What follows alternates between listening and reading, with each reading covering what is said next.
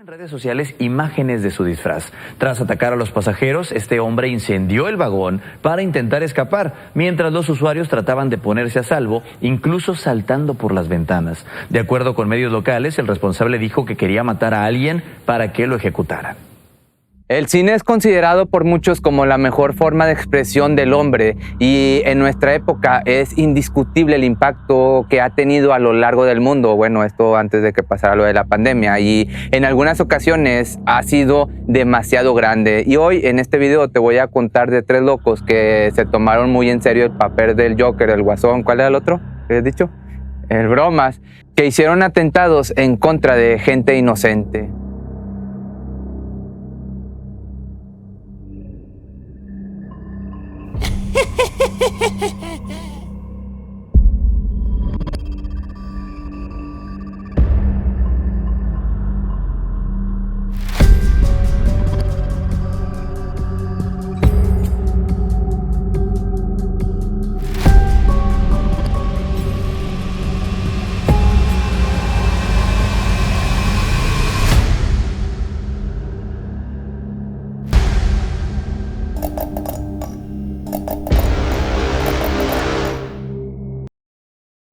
Para muchos, el Joker es uno de los villanos más importantes en la historia de los cómics. Ya sea que seas fan o no, alguna vez has visto o escuchado sobre este personaje.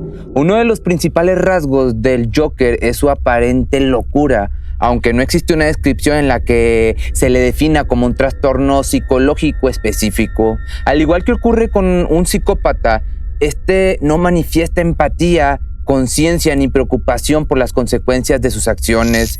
Él representa la anarquía y un sector poco hablado de la sociedad. Pero empecemos por uno de los casos más conocidos a nivel mundial, el Joker de Aurora. Este hombre, nacido el 13 de diciembre del 87 en una casa de clase media en San Diego, California, llevó a cabo una de las peores acciones en un cine estadounidense. Desde joven siempre presentó problemas de autoridad y de salud mental, y en junio del 2011 Holmes se matriculó en la Universidad de Colorado en Denver para cursar un doctorado en neurociencia en el campus médico Auschwitz, esto en Aurora. Pero solamente un año después sus calificaciones se fueron en picada. La universidad no planeaba expulsarlo, sin embargo, Holmes ya estaba tramitando su retiro. 3 días después de desaprobar un examen oral a inicios de junio del 2012, Holmes abandonó sus estudios sin ninguna explicación. Durante este periodo, este chico utilizó los servicios de salud mental del campus y visitó a 3 psiquiatras distintos con el fin de tratarse. Él mismo les advirtió de su posible enfermedad mental, un trastorno denominado manía disfórica. Y la verdad es que Holmes previno a otros de los síntomas que suponían la presencia de una enfermedad mental, además de alertarlos sobre su potencial peligrosidad algún tiempo antes del tiroteo. 2 semanas antes de este hecho, el joven incluso envió un mensaje de texto bastante extraño a una de sus amigas, un mensaje que sin duda estaba relacionado con los actos que llevaría a cabo. En estos, él preguntaba si había oído hablar de la manía disfórica. Ella respondió preguntando si esta condición podía ser tratada, y él replicó en otro mensaje: lo era, y aparte añadió: deberías alejarte de mí porque soy malas noticias. Sin embargo, lo que nadie sabía era que mientras tanto, este fanático del personaje de Batman y de todas sus películas siguió planificando un ataque. Para llevar su cometido decidió comprar un armamento, digamos, nada pequeño. Primero compró una Glock y después se armó con una escopeta Remington comprada de otro establecimiento. Luego de esto adquirió un fusil semiautomático AR-15 de tipo militar y para finalizar, como si esto no fuera suficiente, adquirió más de 6,000 balas en total desde una página de internet. Y el gran día llegó un 20 de julio del 2012. Esa tarde James entró al cine Century 16 con una máscara de gas y el cabello pintado de rojo, que la verdad se veía bastante creepy. Todo esto para representar un suceso del cómic The Dark Knight Returns, en el que un tipo con la misma característica entra a un cine y comete uno de los peores actos debido a que está harto y estresado por su trabajo.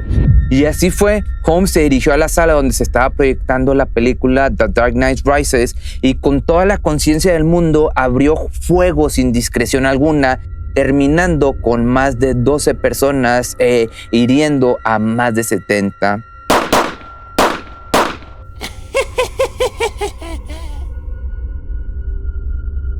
Al salir del lugar caminó hacia su automóvil y con toda la tranquilidad y sin ningún remordimiento se sentó y esperó a la policía sin oponer resistencia.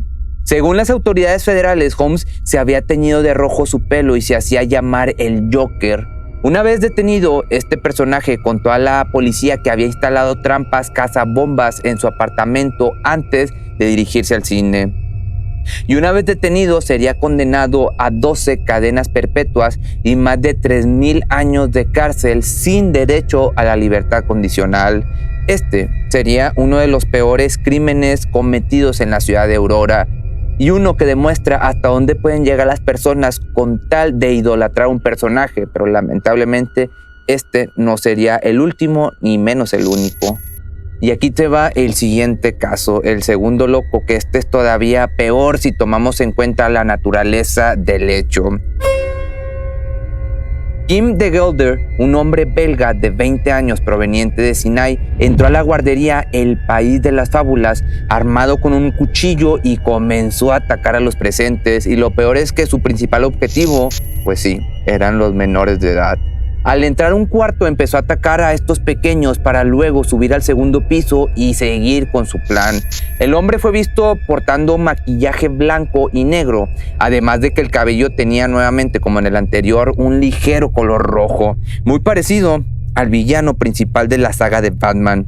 Y aunque una vez que este personaje fue detenido y juzgado, su abogado negó completamente que su cliente hubiera actuado bajo influencia del personaje del Joker, pero esto se veía desde lejos que era una mentira. No había duda alguna de que estaba interpretando el papel del Guasón, pero pues no sé, tú compara las fotos y dame tu opinión. Un total de 18 infantes y 6 adultos fueron las víctimas que, a pesar del ataque, lograron sobrevivir. Las víctimas mortales de ese día, lamentablemente, serían 2 bebés de 9 meses y una mujer de 54 años encargada de cuidar a los menores. Se tiene constancia de que solo 9 de los 21 niños que habían en el edificio salieron totalmente ilesos. Uno de los oficiales que atendió el llamado comentaría lo siguiente: había sangre por todos lados y por supuesto que el pánico estaba en todos los presentes. Era horrible, no es posible siquiera imaginarlo. 2 de las víctimas eran tan solo unos bebés. Otro dato curioso y que aporta mucho a la hora de dictaminar si efectivamente el asaltante actuó teniendo el personaje del Joker como referencia es que, según las autoridades, el hombre al momento de entrar al lugar dijo lo siguiente con una voz juguetona: ¿puedo hacer una pregunta?